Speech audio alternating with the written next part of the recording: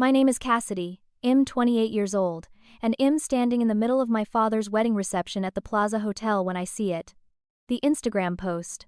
My stepmother, Giselle, radiant in her $15,000 Vera Wang gown, has tagged me in a photo. The caption reads, "So grateful for our wonderful staff, especially our housekeeper Cassidy. 300 likes in 10 minutes. Comments flooding in from dads, business partners, society friends, everyone who matters in Manhattan's elite circles. They're all laughing. My phone buzzes relentlessly as notifications pile up.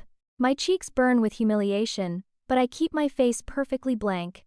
What none of them know, what nobody in this glittering ballroom suspects, is that I own 40% of Bennett Industries through an offshore trust. And tonight, watching them celebrate my degradation, I decide that silence ends now. Before we dive into what happened next, I'd love to know where you're watching from. Drop your city or country in the comments below. If you're ready to see how I turned this humiliation into the ultimate power move, smash that like button and hit subscribe, because this story is about to get wild. Trust me, you won't want to miss what comes next. Now, let me take you back to where this nightmare really began. My father, Richard Bennett, is 56 years old and built Bennett Industries from a small consulting firm into a billion-dollar technology corporation over 30 years. I grew up watching him transform from a hungry entrepreneur into a titan of industry, but I also watched something else transform. My mother, Margaret, worked alongside Dad in those early years, handling operations while he chased clients. She was his partner in every sense. Then, when I was 12, Mom died in a car accident on the way home from my school play. Dad had been too busy to attend. Something broke in him that night. But instead of breaking toward me, his only child, he broke away. He became cold, unreachable, a ghost who left for the office before dawn and returned after I was asleep. I was raised by a rotation of nannies and shipped off to boarding schools where I spent holidays alone while Dad worked through Christmas and Thanksgiving. Every achievement I earned, every award, every honor, I sent to him hoping for recognition. He never came to a single graduation. But here's what Richard Bennett never knew about his invisible daughter. Despite his neglect, or maybe because of it, I excelled at everything I touched. I graduated top of my class at Choate, got into Cornell where I studied business and computer science, then earned my MBA from Wharton at 23. By then, I understood that waiting for Dad's approval was a fool's game, so I did something he never expected. I started working at Bennett Industries under my mother's maiden name, Cassidy Warren, instead of Cassidy Bennett. In a company with 5,000 employees spread across 3 continents, it was easy to disappear into the machine. I joined the innovation department as a junior analyst, working 70-hour weeks, proving myself with every project. Within 3 years, I climbed to senior strategist. I sat in meetings 20 feet from my father's office, presented quarterly reports that crossed his desk, and he never once recognized me. To him, I was just another ambitious employee in a sea of suits. What Dad did know, what kept him up at night, was that someone owned 40% of his company. That someone was me. 3 years ago, my grandmother, Dorothy Bennett, Dad's mother, passed away at 89. She was the only family member who stayed in my life after Mom died. Grandmother never forgave Dad for abandoning me. In her will, she left me her entire stake in Bennett Industries, carefully structured through a trust based in the Cayman Islands. The legal framework made me a silent beneficiary. All Dad knew was that a mysterious entity controlled 40% of his empire, attended shareholder meetings through proxy lawyers, and generally stayed out of operational decisions. He assumed it was an old business partner or some investment fund. He had no idea his discarded daughter held the keys to his kingdom. Then Giselle entered the picture 8 months ago. She'd been a regional sales director in the Southwest Division, 32 years old, gorgeous, ambitious, and calculating in ways Dad was too lonely to see. They married 6 months after their first date. From the moment Giselle entered our lives, she saw me as a threat. At family dinners, the few I was obligated to attend, she watched me with predator eyes. She convinced Dad that I needed to be properly introduced to society, by which she meant diminished, controlled, made small. The housekeeper label wasn't an accident. It was a calculated strike designed to ensure I could never challenge her position as Mrs. Richard Bennett. The wedding reception continues around me as I stare at my phone, watching the social media massacre in real time. Giselle's mother, Constance, a society matron with a face stretched tight from too many procedures, approaches with Giselle's younger sister Autumn trailing behind. Autumn is 29, unemployed, and living off Giselle's new fortune. "Cassidy, darling," Constance says with fake warmth, "will you be cleaning up after the reception, or do we have actual staff for that?" Her laugh is sharp enough to cut glass. Guests nearby turn to watch, sensing entertainment. Autumn joins in, loud enough for half the room to hear. Does she get to keep the tips? "I heard the plaza staff makes excellent money." More laughter ripples outward. I feel hundreds of eyes on me, each gaze another weight pressing down. Then my father approaches. Richard Bennett in his custom Tom Ford tuxedo, surrounded by his business partners. These are men who control billions in assets, sit on boards of Fortune 500 companies, shape markets with their decisions. Preston Shaw, a distinguished 51-year-old board member of Bennett Industries, is among them, along with venture capitalists and tech CEOs I recognize from magazine covers. One of them, a man whose face I recognize from CNBC, asks my father directly, "Richard, who's the young lady? Is she with the catering company?" This is my moment. My father could claim me, could say, "This is Cassidy, my daughter." Instead, Richard Bennett looks at me, his only child, and says with a dismissive wave, "Oh, she's someone who helps around the house. Very reliable, not his daughter, not family, help." The rejection lands like a physical blow, but I keep my face neutral. Years of boarding school taught me how to hide pain. Giselle seizes the moment beautifully. She climbs onto the small stage where the band has been playing, takes the microphone, and her voice fills the ballroom. "Everyone, can I have your attention? I just want to take a moment to thank all the wonderful people who made today possible. Our incredible staff has worked so hard, especially our housekeeper Cassidy, who's been just invaluable." She gestures to me, and a spotlight swings in my direction. I'm frozen in the glare as hundreds of guests applaud politely. Giselle descends from the stage and approaches me with an envelope. "This is for you, sweetheart," she says loud enough for nearby tables to hear, pressing $200 in cash into my hands. "A little something extra for your hard work." The photos start immediately. Phones come out, capturing the moment the housekeeper receives her tip at the Bennett wedding. Within minutes, the images flood social media. A hashtag begins trending in Manhattan social circles. #BennettWeddingHelp. I see former classmates from Cornell in the comments, people who knew me as an honor student, now posting laughing emojis. My professional reputation, everything I've quietly built at Bennett Industries under my mother's name, threatens to crumble. If people connect Cassidy Warren, the senior strategist, with Cassidy Bennett, the housekeeper, I'm done. The humiliation spirals beyond the wedding into every corner of my carefully constructed life. Through the chaos, I catch Preston Shaw watching me. Unlike the others, he's not laughing. His expression is troubled, almost sympathetic. When our eyes meet, he gives me the slightest nod, a gesture so subtle I almost miss it. Then I excuse myself, navigating through the crowd to the women's bathroom. In the marble silence, I lock myself in a stall and let the mask slip. My hands shake, tears threaten, but I force them back. I'm staring at my reflection in the mirror 5 minutes later when something shifts inside me. I see my mother's cheekbones, my grandmother's determined chin, and I remember who I actually am. Not the housekeeper, not the abandoned daughter. I'm the woman who owns 40% of a billion-dollar company, and I'm done being invisible. Monday morning arrives with an emergency board meeting. Bennett Industries is facing a critical decision about a merger with Strauss Technologies, a European tech firm that would create a transatlantic powerhouse. My father has been pushing this merger for months because it would make him CEO of the combined entity with a massive payout, somewhere in the $15 million range. The problem is that corporate bylaws require 75% shareholder approval for any merger. Dad owns 35% of Bennett Industries. Various small institutional investors and individuals own another 25%. That mysterious 40% owner holds the deciding vote, and today, for the first time in 3 years, that owner is about to reveal herself. The boardroom on the 42nd floor has floor-to-ceiling windows overlooking Manhattan. 8 directors sit around the mahogany table. My father presides at the head, and Giselle sits beside him in a chair that shouldn't exist. Dad gave her a VP title 2 months after the wedding, some made-up position called Vice President of Strategic Partnerships, which mostly means she shows up to meetings and offers terrible opinions. The board tolerates her because nobody wants to cross Richard Bennett. Today's meeting begins with financial projections for the Strauss merger. Numbers flash on screens. European market penetration. Projected revenue growth. Synergy savings. It's all very impressive and entirely beside the point.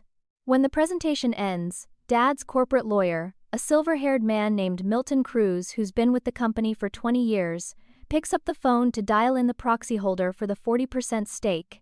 This is standard procedure. For 3 years, a lawyer named Henderson has called in, listened to proposals, voted according to predetermined instructions, and disappeared. Today, Milton dials the number. The line rings. And I walk through the boardroom door. I'm wearing a charcoal gray Armani suit I bought with my own salary from the innovation department, my hair pulled back in a severe bun, carrying a leather portfolio. Every board member turns to look at this stranger interrupting their meeting. Preston Shaw's eyebrows rise slightly. My father frowns. "Excuse me, this is a closed board meeting, you'll need to leave," Dad says with the irritation of a man used to immediate obedience. I set my portfolio on the table, extract a document, and slide it across to Milton Cruz. "I'm the 40% owner," I say clearly. "My name is Cassidy Bennett, though some of you may know me as Cassidy Warren from the innovation department. I'm here to vote on the Strauss merger." The silence that follows is absolute. Giselle's mouth literally falls open, a comical expression of shock. Dad has gone completely pale, his hand frozen halfway to his coffee cup. Preston Shaw, to his credit, doesn't look surprised. He looks relieved. I continue speaking into the stunned quiet. 3 years ago, my grandmother Dorothy Bennett passed away and left me her entire stake in this company through a trust structure designed to protect my identity until I chose to reveal it. Milton, you'll find the documentation is in order. Trust papers, offshore entity ownership records, copies of my grandmother's will, and legal verification from 3 separate law firms. Milton Cruz, bless him, is a professional. He takes the documents and begins reviewing them with the speed of someone who's spent 40 years reading contracts. After 5 minutes, he looks up. "These are authentic, Miss. Bennett is indeed the beneficial owner of 40% of Bennett Industries common stock." Dad finds his voice finally, and it comes out strangled. "This is absurd. You're nobody. You work in some junior department. This has to be a fraud." I meet my father's eyes for the first time in years, with complete confidence. "I'm not nobody, Dad. I'm the largest single shareholder of this company. And I've reviewed the Strauss merger proposal extensively. The financials are misleading, the synergy projections are optimistic by at least 30%, and the deal primarily benefits you and Giselle through incentive clauses buried in the agreement. So here's my vote. No. I vote no on the merger." The room erupts. Board members start talking over each other. Giselle explodes out of her chair. "You can't do this. You're just the housekeeper. You have no right." I turn to her slowly. "I'm not the housekeeper, Giselle. I never was. I'm the owner. And actually, since we're clarifying roles, you're just an employee. An employee I could vote to terminate." Dad tries to regain control, banging his hand on the table. "This meeting is adjourned. Well, reconvene when this situation is clarified, but I'm not done. Actually, Dad, as a 40% shareholder, I'm invoking my right under corporate bylaws to call for a vote of no confidence in current management decisions." Preston Shaw sits forward. I second that motion. The chaos intensifies. Several board members demand explanations. The corporate lawyer is furiously checking bylaws. Giselle is shouting about lawsuits. And my father, Richard Bennett, the man who built this empire, sits in stunned silence as his abandoned daughter dismantles his carefully laid plans. The merger is dead, his authority is questioned, and the balance of power has shifted in a way he never imagined possible. When I walk out of that boardroom 20 minutes later, leaving behind a meeting dissolved in confusion, I know this is only the beginning. I've fired the first shot in a war my father doesn't yet realize he's going to lose. The response comes faster than I anticipated. By Wednesday, 3 days after the board meeting, anonymous sources are feeding stories to business publications. The Wall Street Journal runs a piece titled, "Bennett Industries Thrown into Chaos by Unstable Heiress." Bloomberg publishes questions raised about Dorothy Bennett's mental state when trust established. Trade publications I've never heard of suddenly care deeply about my psychological fitness to own shares in a major corporation. Every article quotes unnamed board members expressing concern. They paint me as erratic, possibly mentally ill, someone who crashed a wedding pretending to be a servant as some kind of psychological episode. The articles are sophisticated hit pieces, the kind that don't make direct accusations but lead readers to damaging conclusions. They mention my isolated upbringing, my estranged relationship with her father, and my sudden emergence after years of obscurity. One particularly nasty piece in a tech industry blog features photos from the wedding, now recontextualized. The images of me receiving the cash tip are presented as evidence of disturbed behavior. Woman who pretended to be housekeeper now claims to control billion-dollar company, reads the headline. The comments sections are brutal. My phone rings constantly with calls from reporters I don't answer. Behind the attack is Giselle, and she's not being subtle. She hired Blackwell Communications, a PR firm famous for destroying reputations on behalf of corporate clients. They specialize in what they call narrative management, which is a polite term for character assassination. I recognize their fingerprints all over the coverage. Simultaneously, Dad gives a carefully staged interview to Fortune magazine. He sits in his office, looking distinguished and concerned, playing the role of worried father perfectly. "My daughter Cassidy is going through some difficulties," he tells the reporter. "I'm exploring options to ensure she gets the help she needs. Sometimes, loving someone means making hard decisions on their behalf." The implication is clear.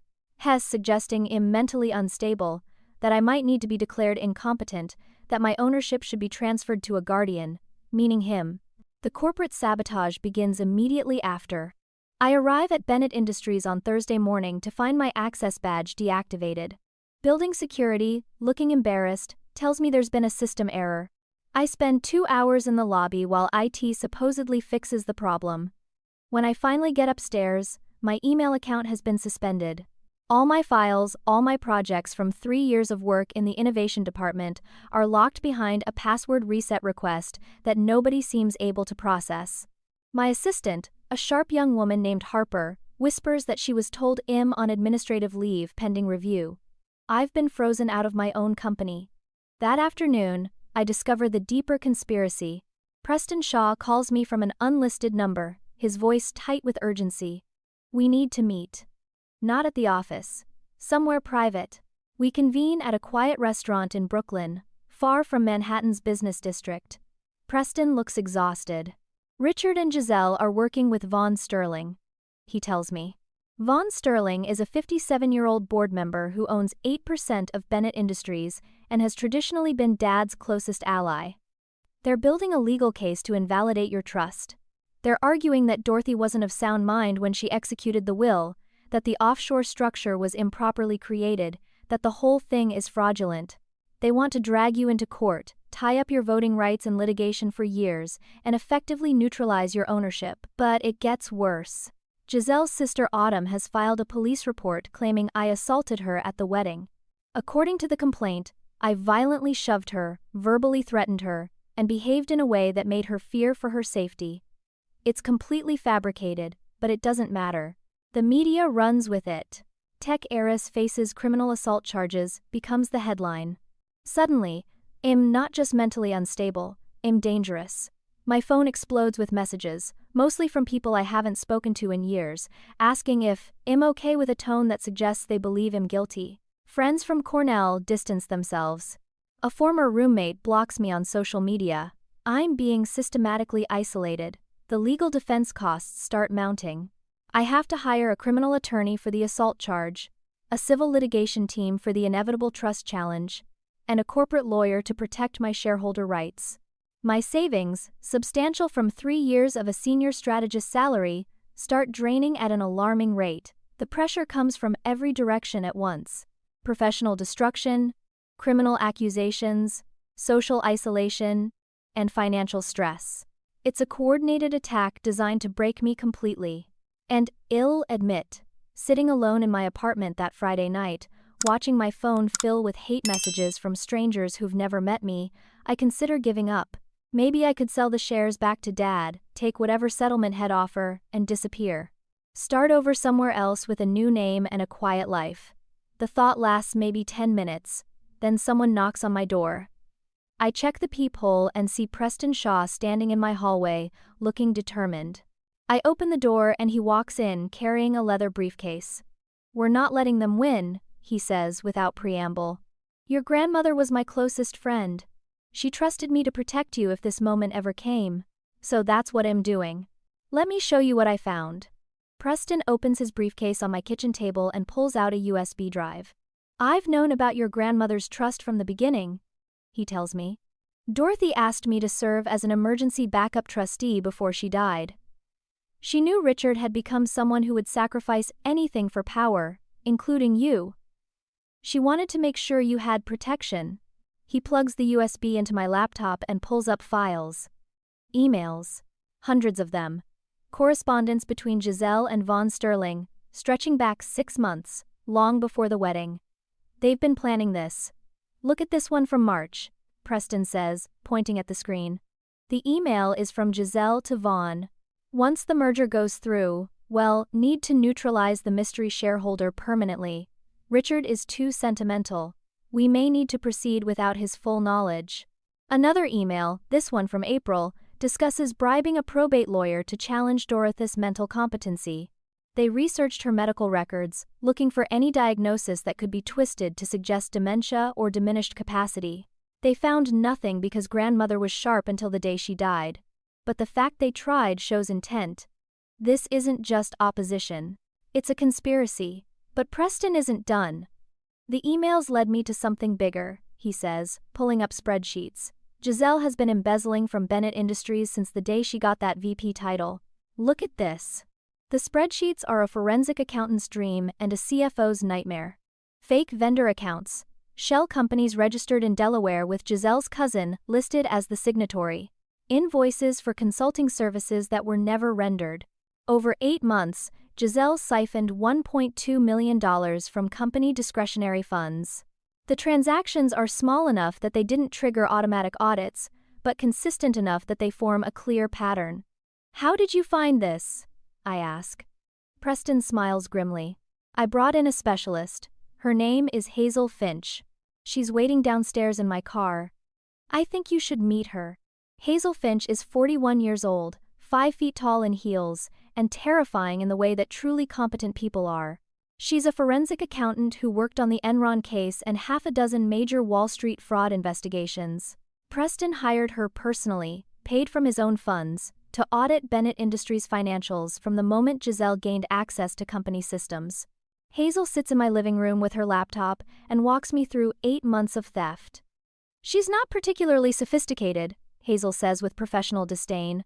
"The fake vendor names are lazy. One is called Strategic Solutions LLC, which might as well be called Obviously Fake Company Incorporated, but she's been systematic. Every 2 weeks, like clockwork, another payment goes out. The embezzlement totals $1.2 million, but Hazel found something else. The Strauss merger had a hidden clause," she explains, pulling up the acquisition documents. Page 217, buried in an appendix about transitional consulting fees. Giselle was set to receive $5 million as a strategic integration consultant after the merger closed. Your father would get his $15 million bonus. Together, they stood to walk away with $20 million from a deal that was terrible for Bennett Industries' actual shareholders. The merger wasn't a business decision. It was a heist. Preston introduces me to one more ally. Her name is Iris Chen, and she's the criminal defense attorney he hired to handle Autumn's assault accusation. Iris is 39, graduated top of her class at Yale Law, and has a reputation for destroying false accusations in court. "I've reviewed the police report," Iris tells me. "Autumn claims you assaulted her at 9:30 p.m. in the hotel's north corridor. I subpoenaed the plaza's security footage. Would you like to see what the cameras show?" She plays the video on her tablet. At 9:30 p.m., the timestamp clearly visible, Autumn is in the ballroom's main area, laughing with a group of friends, champagne glass in hand. She's nowhere near the North Corridor. She's nowhere near me. The assault never happened. She committed perjury when she filed this report, Iris says with satisfaction. And I can prove it. We're not just going to defend against this charge. We're going to destroy it, and then we're filing a countersuit for malicious prosecution. I look at the three people in my apartment. Preston Shaw, who knew my grandmother and kept her secrets for 3 years. Hazel Finch, whose forensic analysis has exposed systematic fraud. Iris Chen, who's about to dismantle a false criminal accusation. These are my allies. These are the people who showed up when I needed them. So, what's the plan? I ask. Preston leans back in his chair. We expose the corruption, we force Richard to remove Giselle, and we take control of the company. But we have to be surgical. If we go public with all of this at once, Bennett Industries' stock will crash. Investors will panic. Well-hurt, innocent shareholders and employees. We need to control the narrative. Present the evidence to the board first, give Richard a chance to do the right thing, and only go public if he refuses. It's the smart play, the ethical play, but it's also harder. It would be easier to burn everything down. But that's not who I am. That's who they are. Autumn's assault case is scheduled for a preliminary hearing in 2 weeks, Iris says. Let's start there. We destroy the lie in open court, show everyone that Giselle and her family are willing to commit crimes to hurt you. Then we hit them with the financial evidence. The alliance is formed. 4 people against a conspiracy. We spend the next 2 weeks preparing. Hazel builds an airtight case documenting every fraudulent transaction. Iris prepares her cross-examination.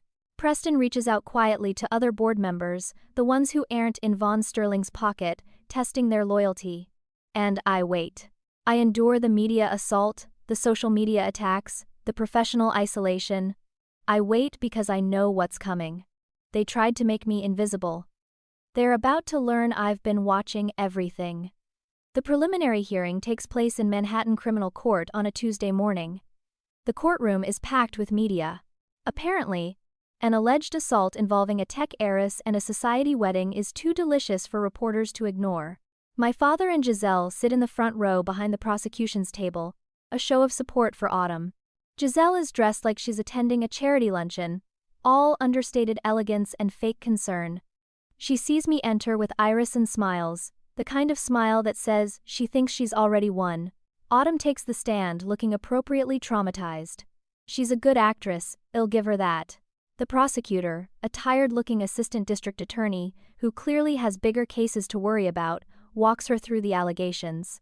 Autumn testifies that at approximately 9:30 p.m. on the night of the wedding, I confronted her in the North Corridor of the Plaza Hotel. According to her testimony, I was enraged about the housekeeper comments, verbally abusive, and physically aggressive. She shoved me hard against the wall.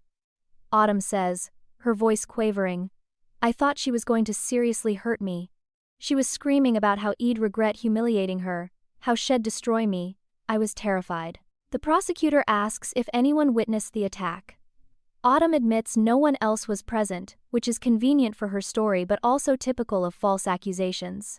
The prosecutor submits photos Autumn took of bruises on her shoulder, supposedly from being shoved. Iris doesn't cross-examine yet. She's waiting. When the prosecutor rests, the judge asks if the defense has anything to present. Iris stands up. Your Honor, we'd like to submit video evidence. She approaches the bench with a USB drive. This is security footage from the Plaza Hotel, obtained via subpoena, showing the North Corridor and main ballroom during the time period in question. The courtroom's television monitors flicker to life. The timestamp reads 9:15 p.m. The video shows the North Corridor, empty and quiet. 9:20 p.m. Still empty. 9:25 p.m. A hotel staff member walks through briefly. 9:30 p.m., the exact time Autumn claims I attacked her. The corridor remains empty. Then Iris switches to a different camera angle, the main ballroom. The timestamp still reads 9:30 p.m. And there, crystal clear in high definition, is Autumn. She's surrounded by friends, laughing, drinking champagne, very much not being attacked in a corridor 50 feet away. The courtroom goes completely silent. Autumn's face drains of all color. Giselle grips the bench in front of her so hard her knuckles go white. Iris lets the video play for another 2 minutes, showing Autumn in continuous footage, never leaving the ballroom, never anywhere near where she claimed to be. "Your Honor," Iris says calmly. "Miss Autumn Wright committed perjury when she filed this police report. The alleged assault never occurred. My client was not in the North Corridor at 9:30 p.m., Miss Wright was not in the North Corridor at 9:30 p.m. This entire accusation is a fabrication." The judge, a stern woman in her 60s who's clearly seen too many cases, looks at Autumn with barely concealed fury. "Counselor, does your client wish to revise her testimony?" The prosecutor looks like he wants to sink through the floor. Autumn starts crying, but they're not sympathetic tears anymore. I must have been confused about the time," she stammers. The judge cuts her off. "You were confused about being assaulted? This case is dismissed immediately, Miss Wright. I'm referring this matter to the district attorney's office for potential perjury charges. If you lied under oath in my courtroom, you will face consequences." Then Autumn breaks completely. Through sobs, she says, "Giselle told me to do it. She said she'd pay me $50,000 if I filed the report. She coached me on what to say." The courtroom erupts. Reporters start shouting questions. The judge bangs her gavel. Giselle jumps to her feet, screaming, "That's not true, she's lying." But the damage is done. The judge orders bailiffs to restore order and announces she's referring Giselle to investigators for witness tampering. My father sits frozen, watching his wife implode in real time. Outside the courthouse, the media swarm is massive. Cameras everywhere, microphones shoved in faces, reporters yelling questions. I give a brief statement. Truth prevails. This false accusation was orchestrated to discredit me both personally and professionally. I'm grateful the justice system worked as intended. A reporter shouts, "Miss Bennett, is it true you own a significant stake in Bennett Industries?" Another yells, "Are there other legal issues involving your stepmother?" Hazel leaked just enough information to business reporters to start asking the right questions. Bennett Industries' stock price dips 3% on uncertainty and rumors of internal chaos. That night, an emergency board meeting is called for the next morning. In the hours between, Giselle makes her move. She doesn't know yet how much evidence we have. She thinks the embezzlement is still hidden, so she tries to access company accounts to transfer funds out before anyone notices. She logs into Bennett Industries' financial systems from home at 11 p.m., attempting to move $400,000 to an offshore account. What she doesn't know is that Preston alerted IT security days ago. The system flags her access immediately. Every keystroke is logged. Every attempted transaction is recorded. She's creating evidence of attempted theft in real time, and she has no idea we're watching. By morning, when she walks into that boardroom, we'll have everything we need to destroy her. The boardroom the next morning feels like a pressure cooker about to explode. All 10 board members are present, which almost never happens. My father sits at the head of the table, trying to project authority. But there's a brittleness to him I've never seen before. Giselle is beside him, defiant despite yesterday's courthouse disaster. Von Sterling looks nervous, which he should be. Preston sits across from them, calm and ready. I arrive with Hazel and our corporate attorney, Malcolm Reed, a 54-year-old litigator who specializes in shareholder disputes. We carry 3 briefcases full of evidence. Dad tries to open with normal procedure, calling the meeting to order, discussing the agenda he distributed. I interrupt immediately. Point of order. As the 40% shareholder, I'm calling for an immediate vote on the suspension of Giselle Bennett from all company positions pending investigation of financial irregularities. The room goes silent. Dad's face flushes red. "You can't do that. I'm CEO of this company. Personnel decisions go through me." Malcolm Reed stands. "Actually, Mr. Bennett, under corporate bylaws section 12.4, any shareholder with more than 25% ownership can call for an emergency vote on executive positions if there's evidence of malfeasance. Miss Bennett is exercising that right." Giselle explodes out of her chair. "This is a witch hunt. I've done absolutely nothing wrong. This is revenge because I married her father." I remain seated, calm. "Then let's review the evidence and let the board decide." Hazel sets up her laptop, connects it to the boardroom's presentation system, and the wall-mounted screen comes to life with spreadsheets. Over the past 8 months, Hazel begins in her clinical accountant voice. Giselle Bennett has systematically embezzled funds from Bennett Industries through fake vendor accounts and shell companies. The total theft amounts to $1.2 million. The spreadsheets fill the screen. Each transaction highlighted: dates, amounts, fake vendor names, shell company registrations. The paper trail is perfect. Board members lean forward, staring in disbelief. One of them, a woman named Patricia who runs her own investment firm, says, "These vendor names don't appear in any of our quarterly reports." Hazel nods. Because they were processed through discretionary accounts that don't require board approval. Small amounts, typically under $25,000 per transaction, strategically designed to avoid triggering audits. Dad tries to defend her. There must be an explanation. Giselle handles legitimate vendor relationships. This could be accounting errors. Preston speaks up. "Richard, this vendor, Strategic Solutions LLC, has a registered address that's a UPS store mailbox. The signatory on the corporate documents is Giselle's cousin Marcus, who has no background in consulting or technology. Another shell company, Innovative Partnerships Incorporated, lists Giselle's college roommate as CEO. These aren't legitimate businesses, they're vehicles for theft." Hazel continues, methodically destroying any possible defense. She shows photographs time-stamped to match Bennett Industries payments, a $40,000 wire transfer on May 15th. On May 16th, Giselle purchased a Birkin bag at Bergdorf Goodman for $42,000, a $70,000 company payment on June 3rd. On June 5th, Giselle charged a week at a luxury resort in St. Bart's to her personal credit card. The correlation is damning. Board members are looking at Giselle with disgust. She's sweating now, her confident facade cracking. "These are coincidences," Giselle shouts. "You're twisting innocent transactions." Then I drop the nuclear bomb. "What about last night?" I ask quietly. The IT director, a man named Leonard who Preston brought to the meeting, stands up. "At 11:07 p.m. yesterday evening, Mrs. Bennett logged into Bennett Industries financial systems from her home IP address. She attempted to transfer $400,000 from the company's operating account to a numbered account in the Cayman Islands. The transaction was flagged and blocked by our security protocols. We have logs of every keystroke." The board erupts. Patricia demands Giselle's immediate termination. Another board member, a retired CEO named Franklin, calls it the most blatant theft I've seen in 40 years of business. Vaughn Sterling tries weakly to defend Giselle, suggesting there might be some mistake, but Preston cuts him off. "Vaughn, would you like to explain these?" Preston displays emails on the screen, messages between Vaughn and Giselle, discussing how to neutralize Cassidy's ownership and find legal vulnerabilities in the trust structure. Vaughn's name is in the sender field, his corporate email address right there for everyone to see. He's caught red-handed conspiring with Giselle. My father is staring at the screen, watching his world collapse.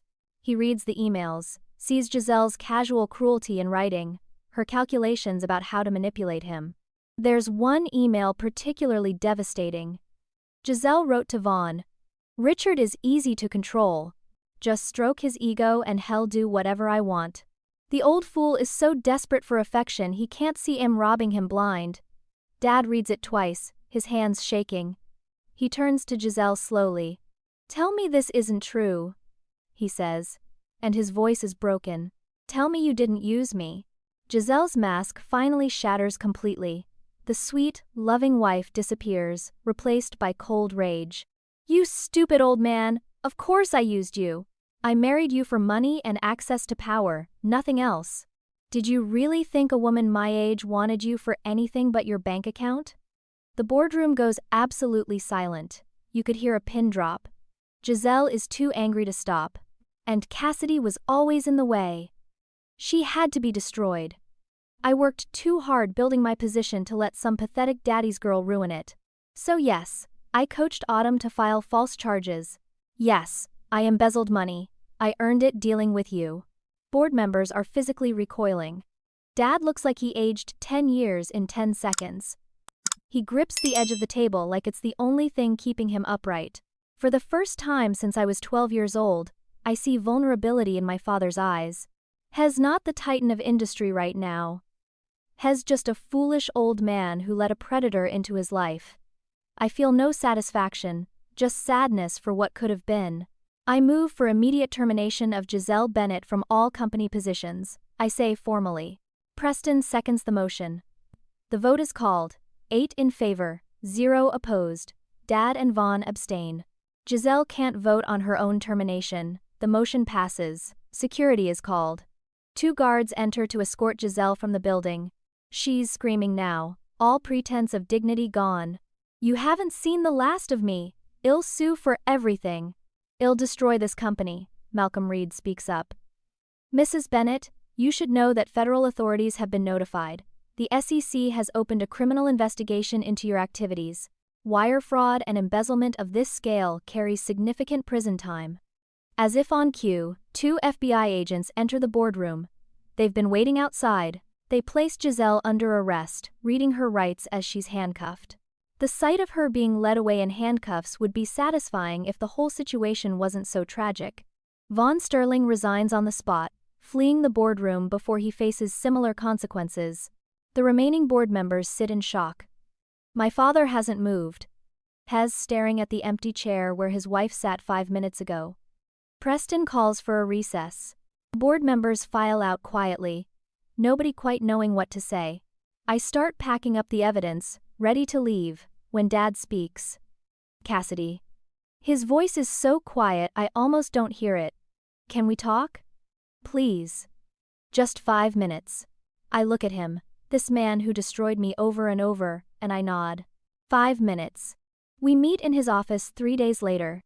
Giselle is in federal custody, bail denied because prosecutors argued she's a flight risk with access to offshore accounts. She's facing 15 years in federal prison on charges of wire fraud, embezzlement, and money laundering. Autumn was charged with perjury and is looking at 3 years. Constance, Giselle's mother, released a public statement disowning both daughters to protect her social standing. Bennett Industries stock recovered after the board announced sweeping governance reforms and my appointment as Chief Innovation Officer. Am now public, acknowledged, official. The business press can't get enough of the story. Tech Harris exposes stepmother's crime ring is the headline everyone's running with. Dad's office looks the same as it always has. Floor-to-ceiling bookshelves, expensive modern art, the mahogany desk where he's made billion-dollar decisions. But the man sitting behind that desk looks nothing like the Richard Bennett I've known. Hes, aged a decade in days.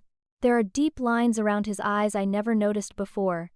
His hands shake slightly as he gestures for me to sit.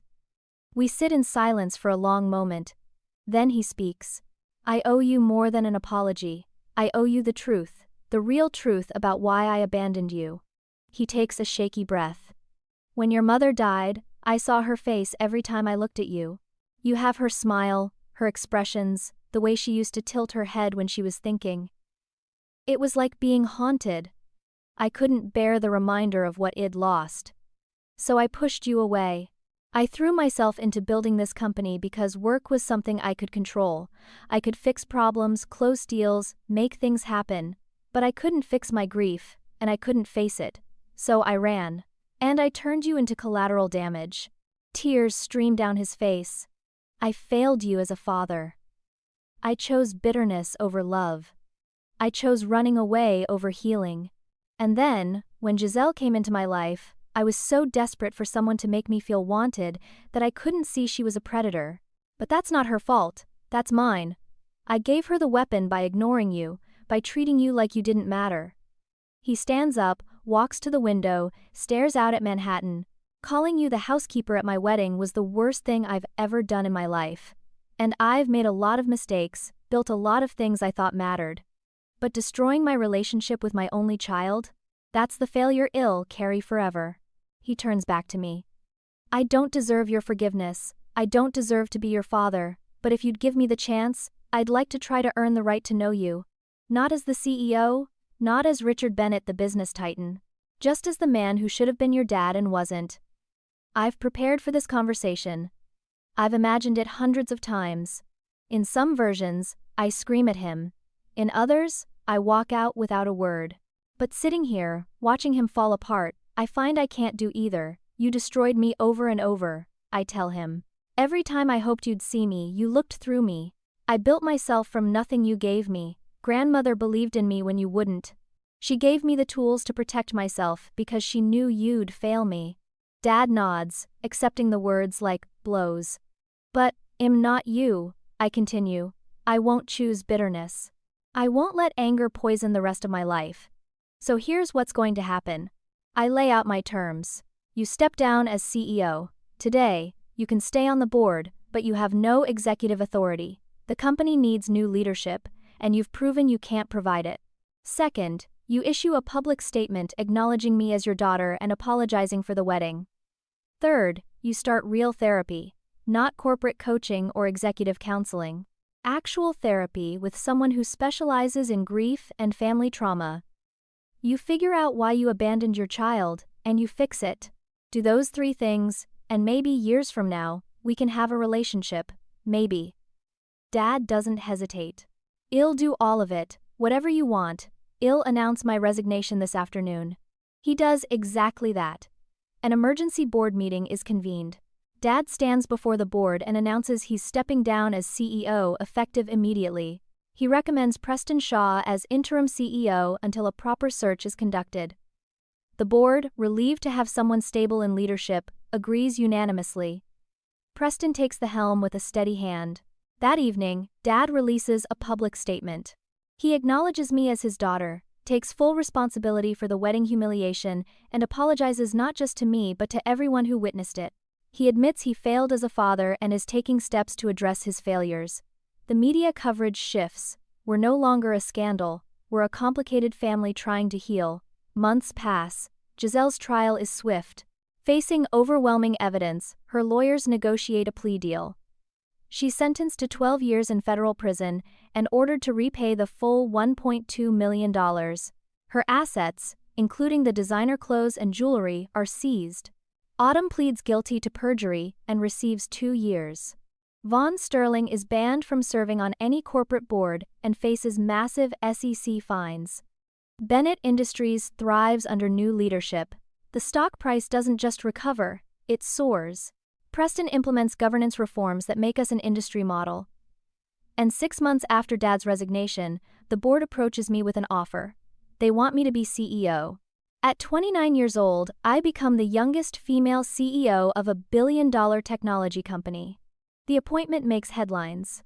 Forbes runs a cover story. I'm invited to speak at conferences, but the moment that matters most happens quietly. At my first board meeting as CEO, my father attends as a board member. When I present the quarterly strategy, he listens carefully, asks thoughtful questions, and at the end, he says, "I'm proud of you, Cassidy." It's the first time he's ever said those words. They don't fix everything, but they're a start. We have dinner once a month now. The conversations are sometimes awkward, sometimes painful, but they're real. Hess, in therapy, actually doing the work. He volunteers at a foundation supporting young women in STEM fields, trying to make amends in ways beyond our relationship. At one dinner, he tells me, "I want to fund a scholarship in your mother's name for young women pursuing technology careers. Full ride, no strings attached. What do you think?" It's the first gesture he's made that shows he understands who Mom was and what she valued. I think Mom would love that, I tell him. We plan the scholarship together, and for the first time in 17 years, I see glimpses of the father I lost when she died. 2 years later, I'm 30 years old, and Bennett Industries just posted record profits for the 6th consecutive quarter. The company culture has transformed completely. We prioritize transparency, integrity, and innovation. Employee satisfaction scores are at all-time highs. Our stock price has doubled since I took over as CEO. Forbes named me to their 30 Under 30 list. Fortune ran a profile titled, "How One Woman Saved Her Father's Company from Itself." But the accomplishment I'm proudest of isn't on any balance sheet. It's Thanksgiving dinner in my apartment. I'm hosting for the first time. The guests are small in number but massive in meaning. My father is here, sober and present in ways he never was during my childhood.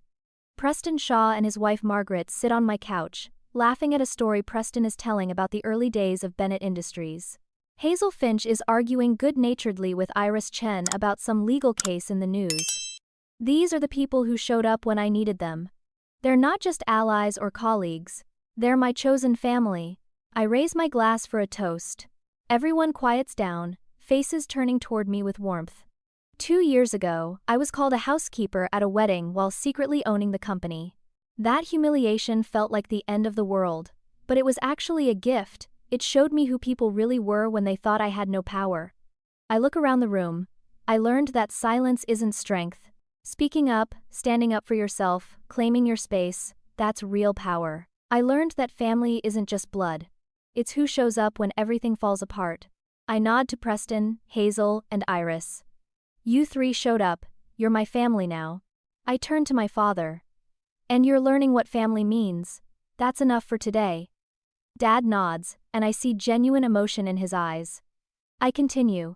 Giselle tried to erase me because she understood the threat I posed. Women are taught to be small, invisible, accommodating. I was all those things. Until someone tried to make me literally invisible as the housekeeper. That woke me up. I take a breath, gathering my thoughts. Here is what I want everyone to know. Your worth isn't determined by who recognizes it.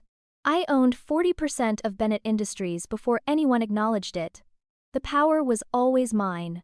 Recognition is nice, but self-knowledge? That's freedom. We eat dinner, and the conversation flows naturally between business stories, personal updates, and shared laughter. At one point, Preston mentions that Giselle's appeal was denied. She'll serve her full sentence. Last I heard, she's working in the prison laundry facility, he says. I consider that information for a moment. I don't celebrate her imprisonment. I say honestly. But I also don't think about her anymore. She has no power over my life. She never really did. Autumn was released 6 months ago and is working retail, staying out of trouble according to the updates I've heard. I hope she learned something, I add. I certainly did. After dinner, I stand on my building's rooftop terrace, looking out at the Manhattan skyline. Bennett Industries' headquarters tower is visible, our company logo lit up against the night sky. My phone buzzes with a text from my grandmother's lawyer, something about the final details of the scholarship fund.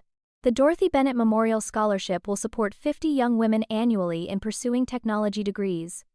It's the legacy grandmother deserves. I think about her often. Her voice comes back to me now, something she told me when I was 16. You're a Bennett, that means something. Don't ever forget your worth. I pull my coat tighter against the November wind and smile. They called me the housekeeper. They tried to humiliate me, erase me, make me so small it'd disappear. But I owned 40% of the company. I had the power all along. I just had to be willing to use it. And now? Now I'm building something better than what my father created. A company where people are valued, where integrity matters, where women don't have to hide their intelligence or their ownership, where everyone belongs. I'm not just running Bennett Industries. I'm transforming it into something that honors my mother's memory, my grandmother's faith in me, and the person I became through surviving the worst betrayal. The rooftop door opens behind me. My father steps out, looking uncertain. Can I join you? He asks. I nod, and he stands beside me, both of us looking at the city lights. I saw the final numbers for the scholarship fund, he says quietly. Well, be able to support 100 students annually, not 50. I added additional funding. It's a peace offering, another step on the long road of making amends. Thank you, I tell him. Mom would be proud. He nods, and we stand in comfortable silence. It's not perfect. It may never be perfect, but it's honest, and that's enough. I think about the woman I was 2 years ago, standing in a wedding reception while strangers laughed at me. She was strong even then. She'd built a career, earned her MBA, worked her way up in a company where her own father didn't recognize her, but she was still hiding, still trying to be small enough to avoid conflict. The humiliation burned away that hesitation. It forced me to claim my power publicly, to fight for what was mine, to stand up even when it would have been easier to disappear. That woman in the wedding reception couldn't have imagined becoming CEO. She couldn't have pictured Thanksgiving dinner with her father, actually building something real. Growth comes from the worst moments, if we're brave enough to transform pain into power. Before I leave the rooftop, I send a text to my assistant. Schedule a company-wide meeting for Monday. I want to announce our new mentorship program for young women in leadership. The response comes back immediately. Already on your calendar, boss. I smile. This is what power looks like. Not humiliating others, not hoarding control, but building systems that lift everyone up. Creating opportunities, using resources to transform lives. My grandmother gave me 40% of a company. I'm using it to change the world, one scholarship, one mentorship, one policy at a time. The final thought that crosses my mind as I head back inside is this. They called me the housekeeper, but I owned the whole damn house. And now I'm building something better. A home where everyone belongs, where daughters aren't abandoned, where women aren't diminished, where integrity matters more than image. Bennett Industries isn't just my company, it's my legacy, and I'm just getting started. Now I want to hear from you. Have you ever been underestimated or humiliated only to prove everyone wrong? Drop your story in the comments below. If this story resonated with you, hit that like button and subscribe to this channel because I share real stories about resilience, revenge, and redemption every single week. Share this video with someone who needs to remember their own power today. Thank you so much for watching, and remember, your worth isn't determined by who sees it. You already have everything you need. Sometimes you just need the courage to claim it. Until next time, stay strong, stay true to yourself, and never let anyone make you feel invisible. You matter, your voice matters, and your story matters. See you in the next video.